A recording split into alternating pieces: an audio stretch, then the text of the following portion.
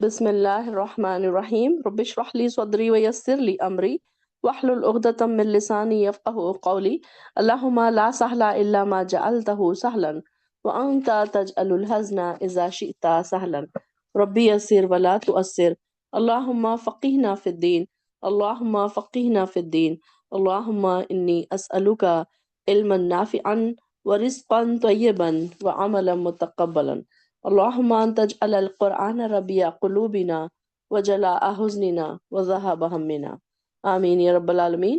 100 آیت تک ہم پڑھ چکے تھے سورہ نیسا کا۔ سورہ نیسا ہمارا چل رہا تھا تو 100 تک ہماری ہو گئی تھی۔ انشاءاللہ آج ہم 101 سے سٹارٹ کریں گے، 101 سے۔ بسم اللہ الرحمن الرحیم۔ وَإِذَا ضَرَبْتُمْ، اور جب تم سفر کرو۔ ضربہ کا مطلب ہے مارنا، تو یہاں پر بھی پیر انسان زمین پر مارتا ہے نا، تو ویسے ضربہ کے میننگ 2-3 میننگ آئے ہیں قرآن میں۔ یہاں پر اس کا میننگ کیا آ رہا ہے؟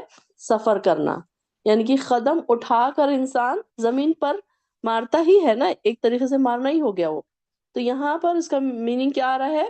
وَإِذَا ضَرَبْتُمْ، اور جب تم سفر کرو فی الارض زمین میں، فلیسا، تو نہیں ہے، علیکم تم پر، جناحن کوئی گناہ، ان تقصروا، یہ کہ تم قصر کر لو، من الصلاۃ، نماز، ان خفتم، اگر تم ڈرو، ان یفتنکم، کہ تم اس بات سے ڈرو کہ تمہیں کوئی فتنے میں ڈال دے، الذین، وہ لوگ، جنہوں نے کفروا، کفر کیا، ان الکافرین، بے شک کافر، یقیناً کافر، کانو، ہیں، لکم، تمہارے، عدو مبینہ، دشمن کھلے۔ اب یہاں پر نماز قصر کا بیان آ رہا ہے۔ نماز قصر بہت ساری بہنوں کو معلوم ہے، اور بہت ساری بہنوں کو نماز قصر کے بارے میں پتہ ہی نہیں ہے۔ اب یہاں ایون ہمیں خود بھی زیادہ کچھ نہیں پتا تھا نا، یہاں آنے کے بعد جب قرآن کو جب تفصیل سے پڑھا، تو جب ہمیں جنرلی یہ بات ہمارے پاس انڈیا میں نہیں ہوتی ہے قصر کی بات، اور ویسے بھی زیادہ کوئی سفر وغیرہ کرتے نہیں ہیں، تو معلوم ہونا چاہیے ہمارے بچوں کو بھی یہ ساری چیزیں نا، چھوٹے چھوٹے مسئلے مسائل، یہ ساری چیزیں ہمیں معلوم ہونی چاہیے۔ تو یہاں پر اس آیت میں کس وجہ سے کہا جا رہا ہے قصر کرنے کے لیے؟ کہ اگر سفر کے ساتھ دشمن کا بھی اندیشہ ہے تو اس لیے یہاں پر کہا جا رہا ہے۔ لیکن آپ صلی اللہ علیہ وسلم نے ایسے کئی جگہوں پر نماز قصر کی۔ اب یہاں پر تو کہا ہے کہ اگر جا رہے کہ اگر تمہیں فتنے میں پڑنے کا ڈر ہو، دشمنوں سے ڈر ہو، تو اس لیے نماز قصر کرنے کا کہا جا رہا ہے۔ لیکن آپ صلی اللہ علیہ وسلم نے کئی جگہ پر ایسے بھی کیا کہ وہ کوئی ایسا جنگ کا مسئلہ نہیں تھا، کوئی بھی سفر میں انہوں نے پھر اس کو قصر کیا۔ تو نماز قصر کیا ہوتی ہے؟ قصر کا مطلب ہے کم کرنا۔ تو یہاں پر قصر سے، جیسے کہ نماز جو 4 رکعت والی ہوتی ہے وہ 2 رکعت ہو جاتی ہے۔ بہت ساری بہنوں کو اگر نہیں پتا ہے تو ڈاؤٹ کلیئر کر لیں اپنے، کہ جو نماز قصر ہے یعنی کہ کم کرنا، تو اس کو 4 رکعت والی جو نماز ہے وہ 2 رکعت ہو جاتی ہے، 3 رکعت والی ایز اٹ از رہتی ہے، اور 2 رکعت والی بھی ایز اٹ از رہتی ہے۔ اب وہ کون سی ہو گئی؟ 3 رکعت اور 2 رکعت والی کون سی ہو گئی؟ فجر اور مغرب۔ Very good, excellent. تو یہاں پر اب صرف کون سی نماز قصر ہوگی؟ صرف ظہر، عصر، عشاء، یہ 3 نمازیں جو 4 رکعت فرض ہیں وہ قصر ہو جائیں گی۔ یہ اللہ تعالیٰ کی طرف سے ایک طریقے سے دیکھا جائے تو ایک تحفہ بھی ہے، کہ انسان اب سفر میں کیسے مشکلات آتی ہے، مسافت میں پریشانی ہوتی ہے۔ اب پہلے کے زمانے میں کیا ہوتا تھا کہ یہ لوگ سفر پیدل کرتے تھے، راتوں کو سفر کرتے تھے، ان کے لمبے لمبے سفر ہوتے تھے، تو ان کے لیے بھی یہ آسانی ہو جاتی تھی کہ یہ سفر میں اللہ تعالیٰ نے ان کے لیے قصر رکھ دی ہے۔ تو یہاں پر یہ پہلے کے زمانے میں کیا تھا؟ سیدہ عائشہ فرماتی ہیں کہ اسٹارٹنگ میں سفر اور حضر، یعنی کہ جہاں پر ہم رہ رہے ہیں، وہ دونوں نمازیں کیسی تھی؟ 2 رکعت ہی فرض کی گئی تھی۔ پھر سفر کی نماز تو اتنی ہی رہی، لیکن حضر کی نماز میں اضافہ ہو گیا، یعنی کہ جب ہم گھر میں پڑھتے ہیں تو اس کی نماز میں اضافہ ہو گیا۔ تو یہاں پر اور کئی جگہوں پر آپ صلی اللہ علیہ وسلم کے ساتھ لوگوں نے 4 رکعت والی نماز کو، ان کے صحابہ جو تھے اس کو 2 رکعت انہوں نے پڑھی۔ اور اس طریقے سے یہ بھی کہا جا رہا ہے کہ اگر کئی ایسی اس میں اور ایک یہ بھی فلیکسیبلٹی دی گئی ہے کہ ظہر اور عصر کی نماز کو جمع کر کے پڑھ سکتے ہیں، مغرب اور عشاء کی نماز کو جمع کر کے یہ بھی پڑھا جا سکتا ہے. نمازوں کو جمع کر کے پڑھنا بھی ثابت ہے آپ صلی اللہ علیہ وسلم سے. تو اس کا کیسا ہے کہ ظہر کی نماز کو تھوڑا لیٹ کر لے اور عصر کے تھوڑے جیسے عصر کا وقت داخل ہونے والا ہے، ظہر کا وقت ختم ہونے والا ہے، تو ظہر اور عصر دونوں نمازیں ایک ساتھ پڑھ لیں. اب یہ کس لیے ہے کہ اب ہم سفر کے لیے نکلے. اب سمجھ لیجئے کہ ہم ریاض سے ہم لوگ مکہ کے لیے نکلے. اب ویسے تو راستوں میں بہت جگہ مسجدیں آ جاتی ہیں، لیکن کبھی ہم کو یہ گمان ہو کہ شاید مسجد نہ آئے، شاید ہمیں کوئی ایسی جگہ نہ ملے کہ ہم نہ نماز پڑھ سکیں، تو بہتر ہے کہ دو نمازیں جمع کر کے پڑھ لیں. جیسے کہ ظہر اور عصر اور مغرب اور عشاء، یہ دو نمازوں کو جمع کیا جا سکتا ہے اور ان کو قصر بھی کیا جا سکتا ہے. اگر کوئی نہیں کرنا چاہ رہا ہے تو اس کے لیے کوئی ہارڈ اینڈ فاسٹ رول نہیں ہے. تو یہاں پر یہ ایک اللہ تعالیٰ کی طرف سے ایک تحفہ ہے ہمارے لیے. تو اس میں بھی پھر اب یہ ہے کہ کتنے دن تک قصر کیا جائے اور کتنے میل کے بعد قصر کیا جائے. تو یہاں پر علماء کے بہت اس میں الگ الگ قول ہے کہ اس دور میں 9 میل کی مسافت کو سفر قرار دیا جاتا تھا. آج کے پیمانے کے لحاظ سے 15 کلومیٹر بنتا ہے. یعنی ایک کمزور انسان پیدل ایک دن میں 15 کلومیٹر جانے کا، اتنا ہی آنے کا، یعنی کہ 30 کلومیٹر مسافت طے نہیں کر سکتا، تو پھر اتنی مسافت پر سفر کا نام ہم لگا سکتے ہیں. اور سفر میں اگر قصر نہ کی جائے تو بھی کوئی مذائقہ نہیں ہے. اور قصر کرنا افضل ہے، لیکن کیونکہ اللہ تعالیٰ نے یہ ہمارے لیے ایک تحفہ دیا ہے نا سفر میں. اب یہاں پر اس تفسیر میں تو لکھا ہوا ہے 30 کلومیٹر، لیکن اس میں بھی علماء کے بہت سارے اختلافات ہیں کہ وہ اس کی جو مدت ہے کتنی ہونی چاہیے. پھر دوسرے یہ کہ کتنے دن سفر آپ کہیں آپ گئے ہیں. اب جیسے کہ کوئی آپ کام سے گئے ہیں، 2 دن کے لیے گئے ہیں، 3 دن کے لیے گئے ہیں، تو اس میں ایک قول یہ بھی ہے کہ 3 دن کا سفر ہوگا، یا پھر 18 دن 19 دن تک کا بھی سفر آپ کا رہ سکتا ہے کہ آپ کہیں سفر میں ہیں. اب جیسے کہ یہاں سے آپ دمام گئے، دمام سے آپ جدہ گئے، جدہ سے آپ مکہ گئے، آپ سفر میں ہی ہیں. پھر اسی طریقے سے آپ کی نماز قصر ہوتی رہے گی. اور ایک جگہ یہ بھی آتا ہے کہ آپ صلی اللہ علیہ وسلم یا کسی صحابہ کا کہ وہ لوگ کتنے دن کئی دن تک وہ ٹھہرے، جبکہ اگر انہوں نے تعین نہیں کیا تھا. جیسے کہ اب ہم گئے، سپوز کہ ہم یہاں سے گئے جدہ، اب ہمارا تعین نہیں ہے کہ ہم 4 دن میں آئیں گے، یا کام کا نہیں پتا کہ 4 دن میں کام ختم ہوگا یا 10 دن میں کام ختم ہوگا، تو اتنے دن آپ سفر میں ہی ہیں. تو پھر آپ جب تک آپ سفر میں نماز پڑھ سکتے ہیں.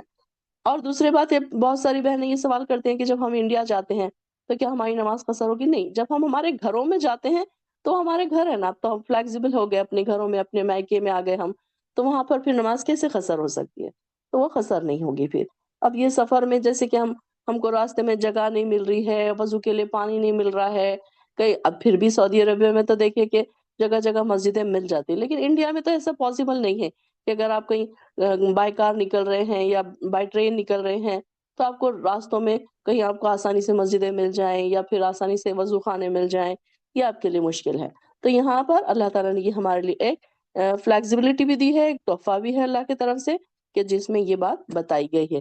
تو اس آیت میں، آیت نمبر 101 میں کیا ہمیں بتایا گیا؟ نماز قصر. اور آگے والی آیت میں پھر کیا ہے؟ وَإِذَا كُنْتَ فِيهِمْ فَأَقَمْتَ، اور جب ہوں آپ ان میں، فَأَقَمْتَ پھر آپ قائم کرے، لہم ان کے لیے، الصلاۃ نماز، فَلْتَقُمْ تو چاہیے کہ کھڑی ہو، طائفتاً ایک جماعت. اب یہاں پر یہ جو دوسری آیت میں ذکر ہو رہا ہے، نماز خوف کا ذکر ہو رہا ہے.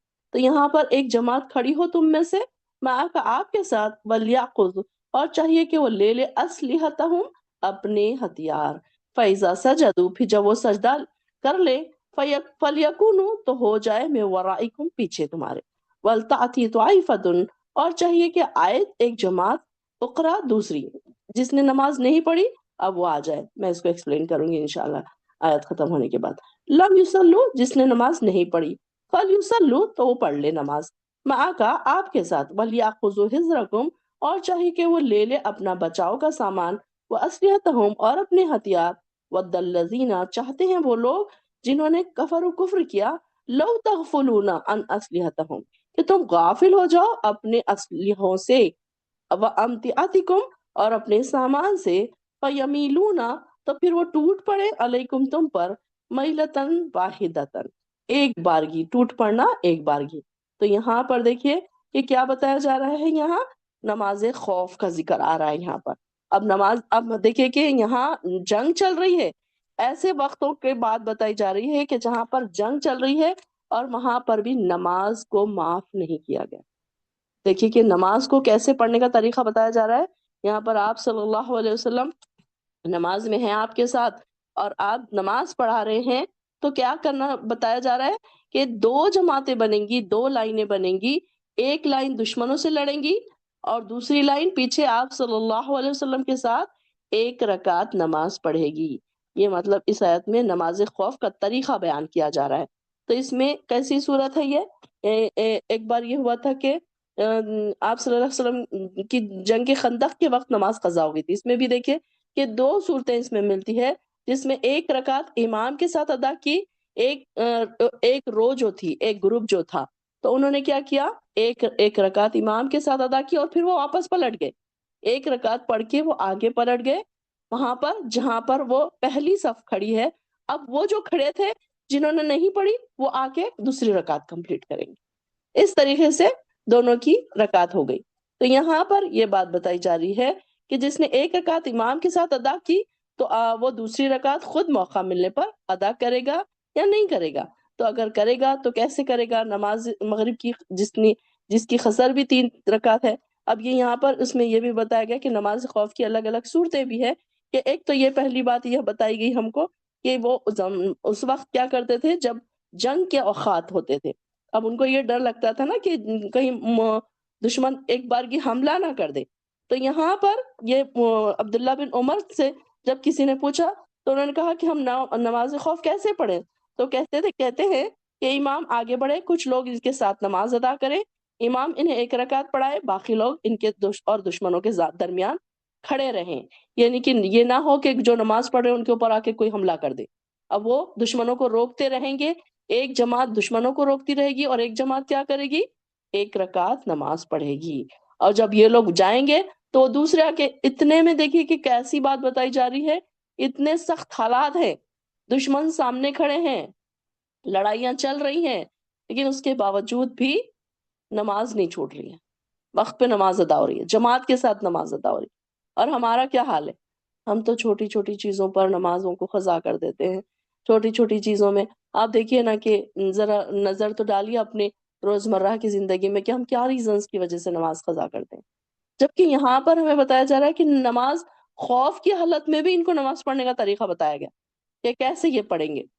پھر یہاں پر اب جب لوگ آ جائیں امام کے ساتھ ایک رکعت پڑھے، امام تو اپنی 2 رکعت سے فارغ ہو گیا، اب یہ دونوں گروہ باری باری ایک ایک رکعت پوری کر لے تو ان کی بھی 2 رکعت ہو جائیں گی۔ اور اگر خوف اس سے زیادہ ہو تو پاؤں پر کھڑے، مطلب اب آگے آئے گا کہ کھڑے ہو کر ہو چاہے بیٹھ کر ہو، جیسے بھی ہو نماز ادا کر لینی چاہیے۔ آگے کیا آ رہا ہے دیکھتے ہیں۔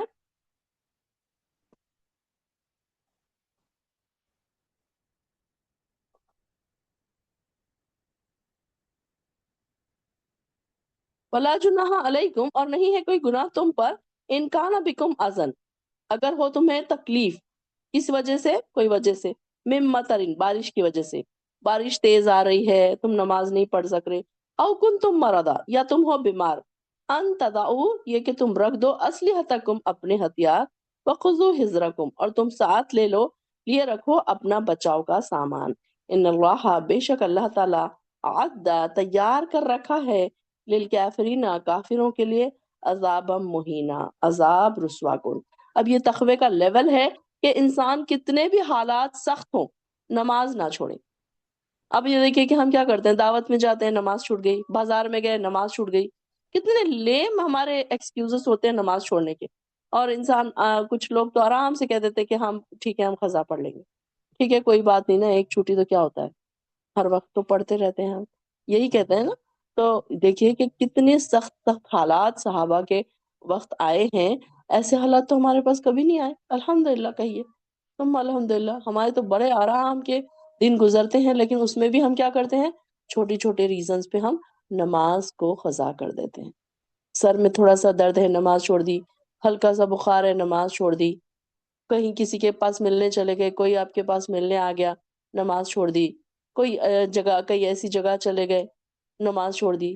تو یہاں پر دیکھیے کہ سعودی عربیہ میں بڑا اچھا ماحول یہ ملتا ہے کہ لوگ کہیں بھی ہوں، روڈ پر اگر ان کو کہیں نہیں مل رہی ہے جگہ، کہیں بھی بیچ میں کار رکا دیتے ہیں، وہاں پر نماز سب کی گاڑیوں میں مصلی ہوتا ہے، جا نماز ہوتی ہے یا کوئی کپڑا ہوتا ہے، کہیں پر بھی روڈ پر سائڈ میں گاڑی رکاتے ہیں، نماز پڑھ لیتے ہیں، پھر آگے چلتے ہیں۔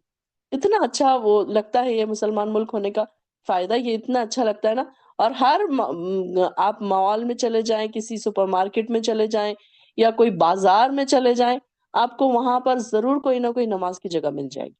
ہر سپر مارکیٹ، ایون سکولز میں تک صلاح روم ہوتا ہے یہاں پر۔ تو یہ اتنی اچھی بات یہاں پر مجھے نظر آتی ہے کہ یہ مسلم ملک ہونے کی وجہ سے کہ ساری جگہوں پر لوگ آپ کو کہیں نہ کہیں نماز پڑھتے ہوئے نظر آئیں گے۔ ایون اگر آپ کوئی ایسے بازار میں چلے جائے جہاں پر کوئی روم اویلیبل نہیں ہے، تو کوئی لوگ پیپر کارڈ بورڈ بچھا کر نماز پڑھتے ہوئے نظر آئیں گے۔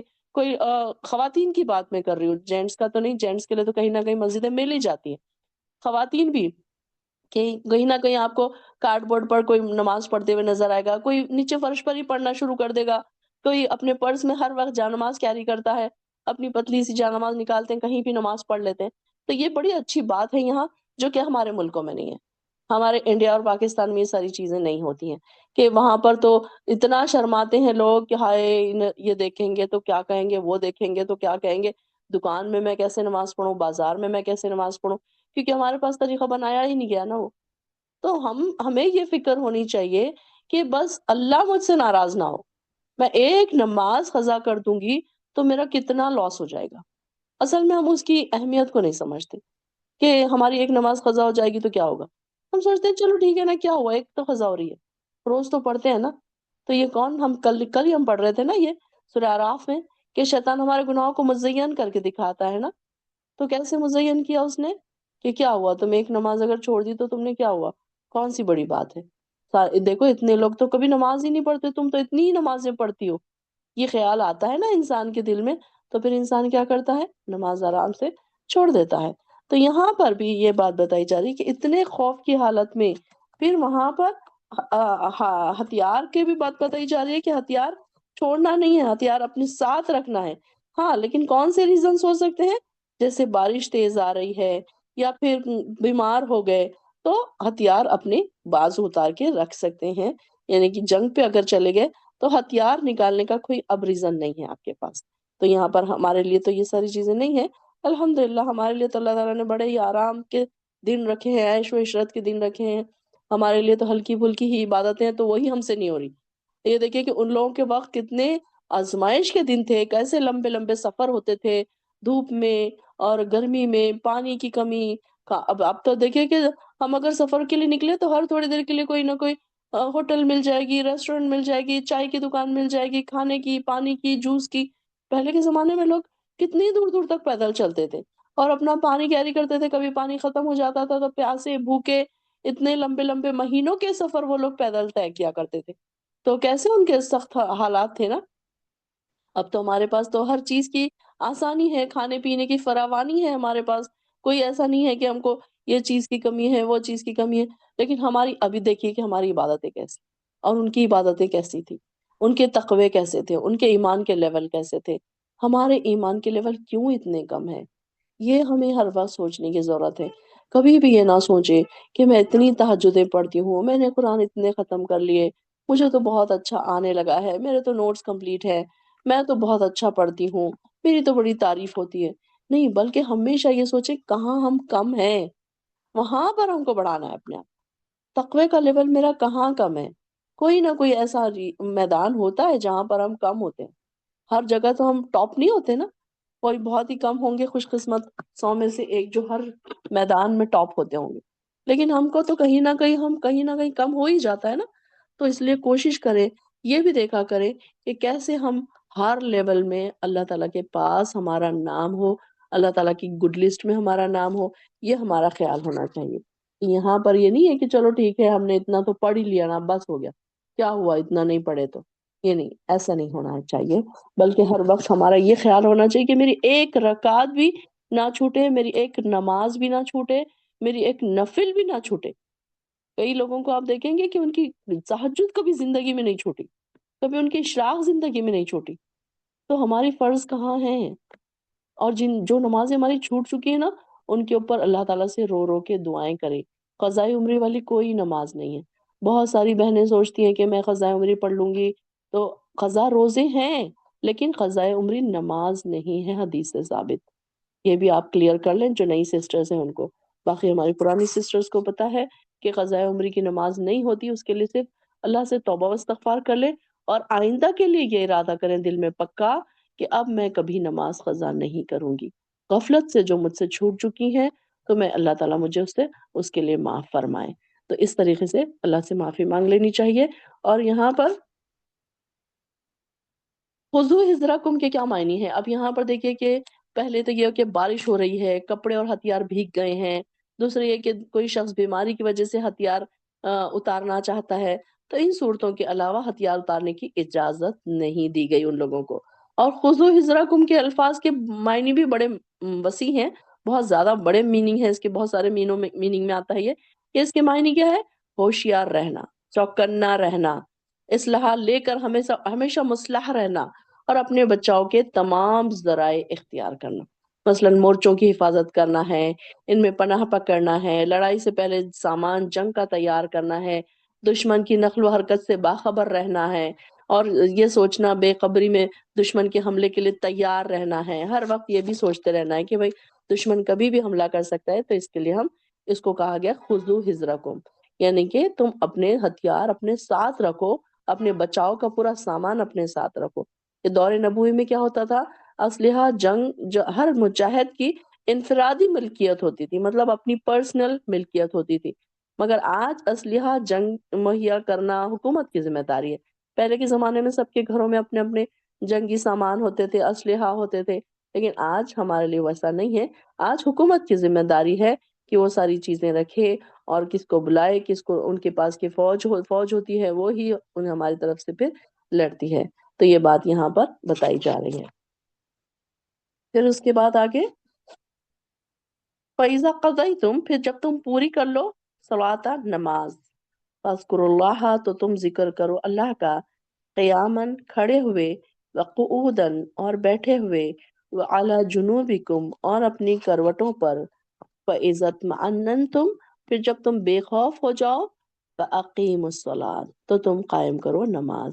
ان الصلاۃ، بے شک نماز، کانت ہے، علی المؤمنین کتابا موقوتا، مومنوں پر فرض کی گئی ہے مقررہ وقتوں میں۔ یعنی کہ اب یہاں پر کیا بات بتائی جا رہی ہے کہ نمازوں کے اوقات، جنگ میں نماز اسی وقت ہی ادا کی جا سکتی ہے جب موقع ملے، اسی دوران بھی اللہ کو یاد رکھنا ہے، پھر جب حالات معمول پر آ جائیں۔ فَإِذَا قَضَيْتُم، قضا کا، ہمارے پاس قضا کا میننگ کیا ہے؟ نماز کو لیٹ جب ہم پڑھتے ہیں اس کو قضا کرتے ہیں، لیکن قضا کا مطلب یہاں پر کیا ہے؟ پوری کرنا۔ وہ بھی ایک طریقے سے پوری ہی کرتے ہیں ہم، چھوٹی ہوئی نماز کو ہم پوری کرتے ہیں، قضا کا مطلب۔ لیکن یہاں پر جب تم پوری کر لو نماز، تو اب اس کے بعد کیا کرنا ہے؟ فَاذْكُرُوا اللَّهَ، تو تم ذکر کرو اللہ کا، چاہے کھڑے ہوں، چاہے بیٹھے ہوں، چاہے لیٹے ہوں، ہر حال میں اللہ کا ذکر کرنا، یہ بھی ہمیں سکھایا جا رہا ہے۔ ایک مومن بندے کی صفت کیا ہوتی ہے؟ چاہے وہ کھڑے ہو، چاہے بیٹھے ہوں، چاہے، اب کبھی کبھی یہ ہوتا ہے کہ ہم نماز پڑھ چکے ہوتے ہیں، اب نماز کے بعد کے اذکار رہتے ہیں، آیت الکرسی ہے، اور تسبیح فاطمہ ہے، سبحان اللہ، اللہ اکبر، الحمدللہ، وہ پڑھنا ہوتا ہے 33 ٹائم۔ تو اب کیا ہوتا ہے، کبھی کبھی خواتین ہیں، ان کو بہت سارے کام بھی ہوتے ہیں، بچے ہیں، اسکولز ہیں، بچوں کے اسکول کے لیے اٹھنا پڑتا ہے، تو کیا ہے، کھڑے کھڑے بھی آپ پڑھ لو، چلتے پھرتے بھی آپ پڑھ لو، بیٹھے بیٹھے بھی آپ پڑھ لو۔ کوئی بیمار ہے، اس کو اتنی دیر بیٹھا نہیں جا رہا، وہ لیٹ لے، لیٹ کے وہ اپنے اذکار وہ کمپلیٹ کر لے۔ تو یہاں پر بھی یہ بات بتائی جا رہی ہے کہ جب آپ آرام سے ساری نمازیں پڑھ لیں، اور نماز کے بعد آپ کو ٹائم نہیں ہے تو بھی آپ اذکار پڑھیں، یہ بھی ہے اس کا میننگ ایک۔ اور دوسرا میننگ یہ ہے کہ نماز کے بعد کے اذکار، جیسے کہ ہم مارننگ اذکار ہے، ایوننگ اذکار ہے، یا جو ہم بیچ بیچ میں جو ذکر و اذکار ہم کرتے رہتے ہیں، وہ بھی ہماری زبان پر قائم رہنا چاہیے، چاہے ہم چل رہے ہیں، چاہے ہم پھر رہے ہیں، چاہے ہم بازار میں ہیں، چاہے ہم کھانا پکا رہے ہیں، ہماری زبان ذکر سے تر رہنی چاہیے، چاہے ہم بیٹھے ہوں، چاہے ہم لیٹے ہوں۔ مومن کی صفت کیا ہے؟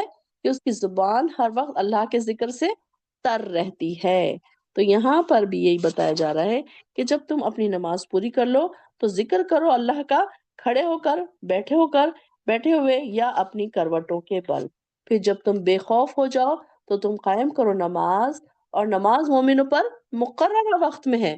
یہ دیکھیے کہ ایسے نہیں ہے، اب یہ دیکھیے یہ ہندوؤں کا طریقہ جو ہے، وہ لوگ اپنی مرضی سے کبھی بھی جہاں ان کو مندر نظر آ گیا وہاں چلے گئے، ان کی عبادتیں کر لی۔ لیکن ہمارے لیے کیسے ہے، وقت اس کے وقت کی تعین کر دیا گیا ہے کہ اس کو اسی وقت پر ادا کرنا ہے۔ اب یہ دیکھیے جیسے کوئی شخص سورج ڈوبنے سے پہلے عصر کی ایک رکعت پڑھ لے تو وہ پڑھ لے سکتا، مطلب یہ کہ ہم عصر کی نماز ظہر میں نہیں پڑھ سکتے، ظہر کی نماز فجر میں نہیں پڑھ لے سکتے، یا ابھی ظہر کو 1 گھنٹہ باقی ہے تو ہم ظہر کی نماز پہلے ہی نہیں پڑھ لے سکتے، یا اب عصر کو ٹائم باقی ہے تو ہم عصر کی، اگر ہم لیٹ پڑھتے ہیں تو وہ قضا میں کاؤنٹ ہوگی۔ تو اس طریقے سے اگر ٹائم جا رہا ہے، ہم نے جلدی سے پڑھ لی تو وہ ہماری قبول ہو جائے گی۔ لیکن اس کے لیے اللہ تعالیٰ نے کیا کیا کہ وقت مقرر کر دی ہیں، اور اس کے وقتوں میں ہی اس کو ادا کرنا ہے۔ یہ ہمارے لیے کیا ہے، اللہ کی فرما برداری۔ یہ ہمیں اللہ کی فرما برداری سکھاتی ہے کہ جب اللہ تعالیٰ نے کہا ہے ہم فوراً اٹھ گئے نماز کے لیے۔ اب یہ نہیں سوچا کہ اچھا ٹھیک ہے ظہر کی نماز ہے تو میں عصر میں پڑھ لوں گی، وہ تو ہمارے لیے سفر میں فلیکسیبلٹی دی گئی ہے۔ لیکن اگر ہم گھروں میں ہیں، اپنے گھر آرام سے سکون میں بیٹھے ہیں، تو ہمیں پھر کیا کرنا ہے، آرام سے نہیں، اور ہر وقت پر اس کی نماز کو ادا کرنا ہے۔ یہ ہمارے لیے فرض ہے، کتابًا موقوتا۔ کتابًا موقوتا کا کیا مطلب ہے، کتابًا کا کیا مطلب ہے، فرض کیا ہوا۔ یہ ہمارے لیے فرض ہے کہ ہم انہی اوقات میں نماز پڑھیں۔ یہ نہیں ہے کہ ہم کبھی بھی اپنی مرضی سے جب دل چاہا جب پڑھ لیا، جب دل چاہا چھوڑ دیا، یہ نہیں ہمیں کرنا ہے، بلکہ اللہ تعالیٰ نے یہ ہمارے لیے ایک فلیکسیبلٹی بھی رکھی ہے۔ اب یہ دیکھیے نا کہ 5 ہی نمازیں ہیں، یا اگر جیسے کہ آپ صلی اللہ علیہ وسلم گئے تھے شب معراج پر، جب گئے تھے آپ، اگر ہمیں 50 نمازیں پڑھنی پڑتی، 500 نمازیں پڑھنی پڑتی، تو آپ اس وقت کو امیجن کر کے دیکھیے کہ ہم دوسرے کام کر پاتے؟ کھانا پکانا ہے، گھر کا دیکھ بھال کرنا ہے، بچوں کی دیکھ بھال ہے، 50 نمازیں بھی ہوتی تو ہم دن بھر اسی نمازوں میں بزی ہوتے۔ تو یہ تو اللہ تعالیٰ کی رحمت ہے ہمارے پر کہ اس نے ہمیں 5 نمازیں پڑھنے کے لیے دی، اور اس کا اجر ہم کو 50 کے برابر ملے۔ تو یہ ہمارے لیے کیا ہے، کتاب موقوتا، کہ ہمارے پر مومنوں پر فرض کر دی گئی ہے۔ وَلَا تَهِنُوا فِي ابْتِغَاءِ الْقَوْمِ، اور نہ تم ہمت ہارو دشمن قوم کی تلاش میں۔ ان تکونوا، اگر ہو تم، تعلمون، دکھ اٹھاتے، فإنہم، تب بے شک وہ بھی، یعلمون، دکھ اٹھاتے ہیں، کما تعلمون، جو تم دکھ اٹھاتے ہو، وترجون، اور تم امید رکھتے ہو، من اللہ، اللہ سے، ما لا یرجون، جس کی وہ امید نہیں رکھتے۔ اب یہاں پر ان کی بات ہو رہی ہے کہ اگر دشمن سامنے آ جائے تو تم ہمت مت ہارو۔ یہ نہیں ہے کہ چلو کوئی نہیں، اب کیسے کریں گے، کیا کریں گے۔ یہاں پر یہ بھی ان کو ہمت افزائی بھی کی جا رہی ہے ان کی، کہ کبھی کبھی ایسا ہوتا ہے کہ انسان پریشان ہو جاتا ہے، تو یہاں پر یہ بات اللہ کی خوشنودی کے لیے یہ بھی بات بتائی جا رہی ہے کہ سب سے بہترین وہ ہے کہ ہمت نہیں ہارنا ہے دشمن قوم کی تلاش میں۔ اور ظاہر ہے اب اس میں پریشانی تو ہو رہی ہے، لیکن یہ کہ ان لوگوں کو بھی پریشانی مل رہی ہے نا، جو دشمن قوم ہے، ان کو بھی، ان کے بھی لوگ مارے جا رہے ہیں، وہ بھی پریشان ہو رہے ہیں۔ جیسے جنگ میں جیسے تمہارے جانی نقصان ہو رہا ہے، ویسے دشمن کو بھی جانی نقصان پہنچ رہا ہے۔ پھر جب وہ باطل پر ہو کے یہ سب کچھ برداشت کر سکتے ہیں، تو تم حق پر ہو کر کیوں نہیں برداشت کر سکتے؟ اور جبکہ تم کو تو امید ہے، کیا امید ہے تم کو؟ اللہ تعالیٰ سے امید رکھنی چاہیے نا۔ اللہ تعالیٰ سے ہم تو، جو مومن لوگ اگر کوئی جنگ میں جا رہے ہیں تو ان کو تو یہ امید ہے کہ اللہ تعالیٰ ان کو زیادہ دے گا، ان کا اجر دے گا۔ لیکن جو دشمن قوم ہے ان کو تو کوئی امید نہیں ہے، وہ تو دنیا کے لیے لڑ رہے ہیں۔ ہم تو مومن بندے تو کیا کر رہے ہیں، اللہ کی رضا کے لیے لڑ رہے ہیں، اللہ کی رضا کے لیے کوئی بھی کام کر رہے ہیں۔ جو بھی نیکی کا کام ہے ہم اللہ کی رضا کے لیے کر رہے ہیں، اور وہ ان کے پاس کوئی رضا الہی نہیں ہے، ان کا کوئی ایم نہیں ہے، ان کا ایم کیا ہے، صرف دنیا۔ تو یہاں پر یہ بات بتائی جا رہی ہے کہ اللہ کی خوشنودی کے لیے جو بھی ہم کام کریں، جیسے کہ اوپر نماز کا بھی جو وقت ہے، وقت مقررہ پر ادا کرنا، یہ بھی کس لیے ہے، اللہ کی خوشنودی کے لیے نماز کو اول وقت ادا کرتے رہنا ہے۔ کہ یہ بھی بات ہمیں بتائی جاتی ہے کہ آپ سے سیدہ ام فروا کہتی ہیں کہ کسی نے آپ سے پوچھا کون سا عمل افضل ہے، تو آپ نے فرمایا نماز اول وقت پر ادا کرنا۔ دیکھیے کہ بہت سارے لوگوں کو عادت ہوتی ہے کہ وضو کر کے انتظار کر رہے ہوتے ہیں۔ نماز تو سب پڑھتے ہیں، لیکن ایک وہ ہوتے ہیں جو اذان کا انتظار کر رہے ہوتے ہیں وضو کر کے کہ اب اذان ہوگی تو ہم پہلے نماز پڑھیں گے تو پھر ہم اگلا کام کریں گے۔ اور کچھ ہماری سسٹرز کیسی ہوتی ہیں کہ اچھا ٹھیک ہے ابھی تو اذان ہوئی ہے، چلو میں ابھی تو یہ کام کر لوں، ابھی تو میں وہ ختم کروں گی نا، پھر بعد میں نماز پڑھوں گی، ابھی تو میں یہ سارے کام ہیں میرے اتنے اور اتنے اور اتنے، میں وہ سب کر لوں گی پھر نماز پڑھوں گی۔ تو یہ بھی ایک ہمارے پاس کچھ لوگ ایسے بھی ہیں۔ تو یہاں پر اللہ کی رضا کس کو مل رہی ہے؟ نماز تو دونوں پڑھ رہے ہیں، اجر تو دونوں کو مل رہا ہے، لیکن اللہ کی خوشنودی کس کو مل رہی ہے؟ جو پہلے سے ریڈی بیٹھا تھا نماز کے لیے، تیار تھا جو نماز کے لیے۔ ہم نے بھی نماز تو پڑھنی ہے، لیکن کیسے؟ اول وقت میں پڑھ کے اللہ کی خوشنودی بھی اس سے حاصل کرنی ہے کہ رسول اللہ صلی اللہ علیہ وسلم نے کوئی بھی نماز آخری وقت میں نہیں پڑھی۔ دیکھیے کہ ہم آخری وقت میں نماز پڑھنے کی کبھی عادت نہ ڈالیں۔ بہت ساری بہنوں کو عادت ہوتی ہے کہ وہ کچن میں ہوتی ہیں نا اگر، تو اپنا کام ختم کرنے کے بعد نماز پڑھنے جاتی، بلکہ ہاتھ میں کا کام رکھ دیں۔ یہ ہمارا تقوی کا لیول ہونا چاہیے۔ اب ہم چھوٹے بچے نہیں رہے کہ ہم کو بولنا پڑے کہ اذان ہو گئی ہے نماز پڑھ لو۔ بچوں کو اکثر ریمائنڈرز دینا پڑتا ہے نا ہم کو، لیکن یہاں ہم اب کہاں پہنچ چکے ہیں؟ میں بار بار آپ کو ریئلائز کرواتی ہوں کہ اب ہم پختگی کی عمر میں ہیں، ہم میچورٹی کی ایج میں ہیں۔ اب ہم کو ہر چھوٹی چھوٹی نیکیاں جمع کرنا ہے۔ ہو سکتا ہے کہ یہ چھوٹی نیکی ہی ہمارے لیے وزندار ہو جائے ہمارے میزان میں۔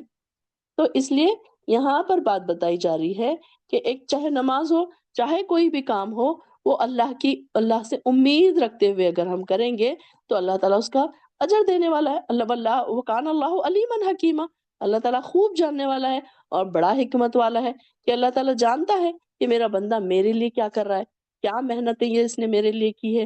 اللہ تعالیٰ بہترین جاننے والا ہے نا دلوں کے حال۔ اب ایک عورت ہے، اگر وہ دوڑ دوڑ کے نمازیں پڑھ رہی ہے، قرآن پڑھ رہی ہے، اللہ تعالیٰ کو پتہ ہے کہ وہ کس لیے پڑھ رہی ہے۔ اور ایک ہے کہ وہ اچھا ٹھیک ہے پڑھ لوں گی، اب بس فار گرانٹیڈ لیتے ہیں۔ کچھ لوگ ایسے بھی ہوتے ہیں نا کہ فار گرانٹیڈ لیتے ہیں، کبھی پڑھ لیا کبھی چھوڑ دیا، کبھی قرآن پڑھ لیا کبھی چھوڑ دیا۔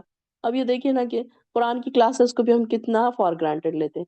یہی کورس میں اگر آپ کوئی کورس میں آپ ایڈمیشن لے لیں، بچی اگر ایم بی بی ایس کر رہی ہے، انجینئرنگ کر رہی ہے، اگر بچے کالج نہ جائیں، اسکول میں آپ اتنے مہنگے مہنگے اسکول میں آپ بچوں کو ایڈمیشن کرواتے ہیں، کیسے ڈانٹ ڈانٹ کے صبح میں بچوں کو بھیجتے ہیں۔ اگر بچے نہ جانا چاہیں، رو رہے ہیں بچے، ویسے ہی ان کو بھیجتے ہیں۔ لیکن آپ دیکھیے کہ اللہ کی طرف آنے کے لیے ہم کتنے لیزی ہوتے ہیں۔ اچھا ٹھیک ہے چلو تھوڑی دیر سے جوائن کر لیں گے، لیٹ جوائن کر لیں گے، ابھی تو کلاس شروع ہوئی ہوگی، ابھی تو نہیں شروع ہوئی ہوگی، ابھی تو آج نہیں کرتے ہیں، چلو یہ ہو گیا آج، چلو آج مہمان آ رہے ہیں آج کلاس چھوڑ دی، چلو کل کہیں جانا ہے کلاس چھوڑ دی۔ تو ہم اللہ کی طرف، نمازوں کی طرف، قرآن کی طرف کیسے آتے ہیں؟ لیزی ہو کر آتے ہیں۔ ہماری دوڑ نہیں ہے، ہماری تڑپ نہیں ہے، ہمارے شوق نہیں ہے، وہ ہونے چاہیے نا، تب ہمیں اللہ کی خوشنودی حاصل ہوگی۔ اللہ کی خوشنودی ساتھ ساتھ ہر عبادتوں کے ساتھ اللہ کی خوشنودی کی بھی کوشش کرنی چاہیے، اس کی دعا بھی کرنی چاہیے، اور اللہ تعالیٰ سے یہ دعا کرنی چاہیے، اللہ اب تک ہم نے غفلت میں بہت سارا وقت گزار دیا، اب ہمارا ایسا وقت نہیں ہونا چاہیے غفلت والا۔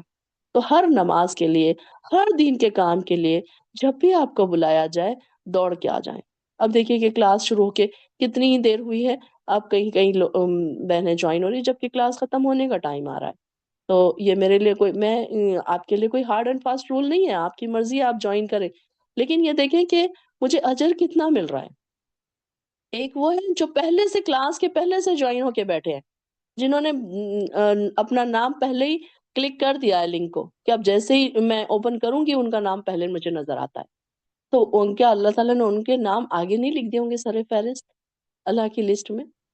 تو ہم کو بھی اس لسٹ میں آنے کی کوشش کرنا ہے، فاستبقوا الخیرات بننا ہے ہم کو۔ کون کون سے ایسے کام ہیں جو میں اب تک نہیں کرتی تھی، اب مجھے وہ کرنا ہے۔ دنیا کے لیے تو ہم اتنی دوڑیں لگاتے ہیں، چھوٹی چھوٹی چیزوں کے لیے کیا ہم دنیا کی چیزیں چھوڑ دیتے ہیں؟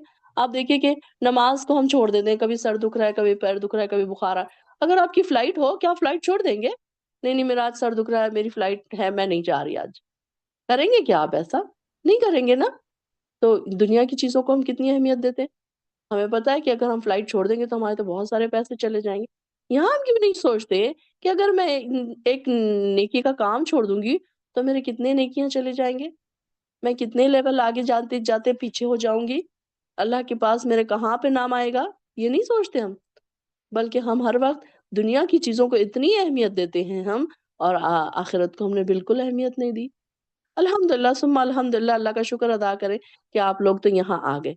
لیکن دیکھیے کہ گروپ میں 300-400 لوگ ہیں. گروپ لنک سب کو، قرآن کی لنک سب کو پہنچتی ہے، لیکن اس میں سے بھی کچھ چنندہ بندے ہیں جو یہاں تک پہنچ جاتے ہیں.